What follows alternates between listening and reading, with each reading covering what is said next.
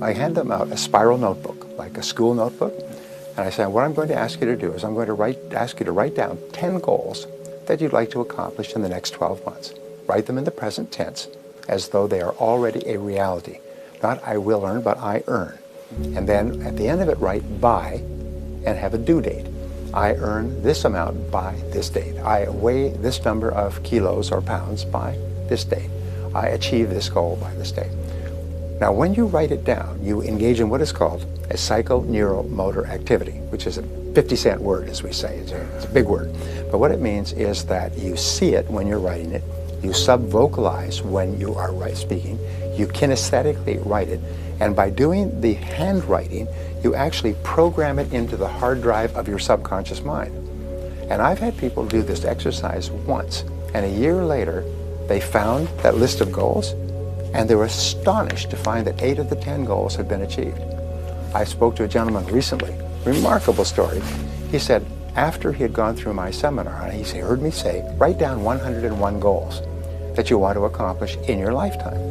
Well, he was about 24, he was struggling, he was poor, he had a used car, no money, unmarried, single, so on. So he went home that weekend, he got a spiral notebook, he wrote down 101 goals.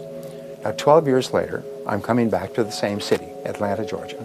And so he came to my seminar, and he said, I have to talk to you. He said, because 2 weeks ago, I was going through my papers, and I found that notebook.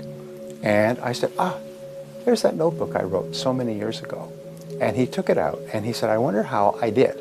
And so he began looking, and he took out a pen, and he began ticking off the 101 goals. So, yes, I achieved that, and I achieved that, and I achieved that. He said, Brian, and he started to cry. He started to shake. He said, Brian, I had achieved all 101 goals in 12 years.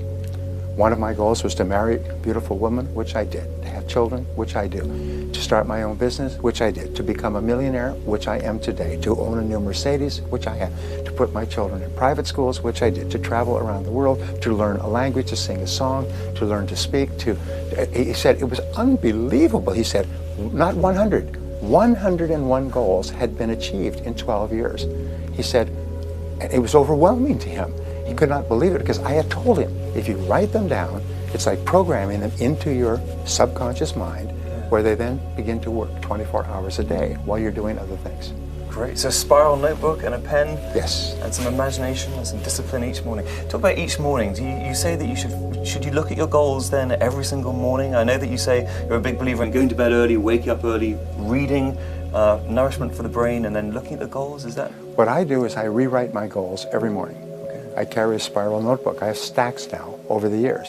And every morning I get up, when I do a little bit of reading, I exercise, and then I'll open my book and I'll write down the goals. Now here's the key. Do not refer to the previous day. What you do is you turn it over and you rewrite your goals again today. Now here's what will happen. When you first write down 10 goals, they will be the first things that occur to you. The next day, when you write them down without reference, you will change the order. You may actually drop off one or add something else. The wording will change in the goals, which is very important because your subconscious mind is activated by the precision of the words that you use. And so you'll find yourself writing the goals differently and in different order and sequence. And at a certain point, you'll find yourself every morning writing the same 10 goals like that. And then one by one, they'll start to be achieved and replaced by a new goal. And a year from now, it's almost like if you decided to exercise and lose weight a little bit each day, a year from now, you could be as fit as an Olympic athlete. A year from now, you will have accomplished so much, it will be astonishing to you. You know, and people say, well, it sounds really good, big American motivational speaker and so on. They say, but what if it doesn't work? I say, no, that's the wrong question. What if it does work? All it costs is a spiral notebook, a pen, and a few minutes a day, maybe 5 minutes. What if it could transform your life, as it has done for millions of other people, with no exceptions, in 56 countries where I've spoken? So if it works for everybody, everywhere in the world, it'll probably work for you. All it takes is 5 minutes a day.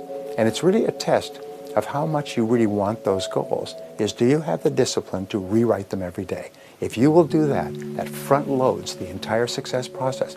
You know, the very act of writing goals raises your self-esteem, it improves your self-image, it increases your self-confidence, and it activates your creative mind. You start to see all kinds of ideas and ways to achieve the goals that you've written. It's so powerful. It's literally life-changing, that one technique. And should you, when you're with the spiral notebook in the morning, should they be the day's goals, week goals, year goals, or just the key ones? Well, it's not a time planner. No. It's just, it is your goals for the foreseeable future. Okay. Now, when I say start off, write down 1-year goals. If you have more confidence, you can write down 5- and 10-year goals. But I have never written a goal that I didn't achieve. And I've gone from literally from rags to riches, from being broke to being worth an enormous amount of money. And it was exactly what I wrote down. The car, the home, the family, the business, everything I wrote down eventually came true. And everybody I speak to says it all comes true eventually. A lot of the things you say, I guess, Brian, linked to cause and effect. You're yes. telling us that you can do things. It's proven, it's tried and tested. If you follow these methodologies, yes. then you can have the same effect. Is that yes. right? Yes. The same results. Yes. But one of the things, I went to one of your courses. I was lucky enough to go to one of your courses last year, where you were saying that when it comes to achieving greatness, you don't have to be significantly better than the people around you or your competitors. You have to be marginally better. And you were talking about a metaphor about a horse race, and you could say it a lot better than I can, but it really had an impact on the audience. So can you just... Well, we call this the winning edge technique. We find that top people have edges. They're a little bit better. Just like the Olympic athletes win by an inch, they win the gold, and the person who comes in 2 inches later doesn't even appear on the winner's stand. The winning edge concept says that a horse that wins in a horse race by a nose wins 10 times the prize money of the horse that comes in second by a nose. And now, is the horse that comes in first 10 times faster, 10 times better, 10 times anything? No, just a nose faster. A nose can be an inch or two in a photo finish, and it can make the difference between world championship and forgotten. Top people, and the research that's coming out now since the last time we were together, shows that the best people in every field, the ones that go from the bottom to the top in their careers, are people who engage in a concept called deliberate practice. Now, this is a breakthrough concept. It's like quality circles. It's a whole new concept in business.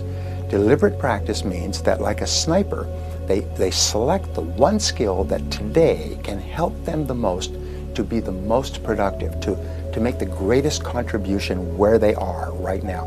And they ask around, if I was really good at one skill, you know, the magic wand concept, if I was really good at one skill right now, which one skill would help me the most at this stage of my career? And your boss can tell you, your coworkers can tell you, your staff can tell you, but you've got to know, because this is the key. It's almost like you're trapped in a room, there's one door out. The one door is the most important skill that you can learn. If you learn all the other skills, you go out through all the other doors, nothing will improve for you. But if you get really good in this one skill today, it can really help you. Sometimes it's understanding financial statements. Sometimes it's negotiating. Sometimes it's being really excellent in meeting management. Sometimes it's good at public speaking. Sometimes, you never know what it is, but people around you know what it is. And in your heart, you know what it is. But here's the point. All business skills are learnable. All business skills are learnable. That means you can learn any business skill. And the point is, you must never allow yourself to be held back in your career, to be trapped in the room with the doors all ready to be opened with the keys and the locks. You must never allow yourself to be trapped because you lack a business skill.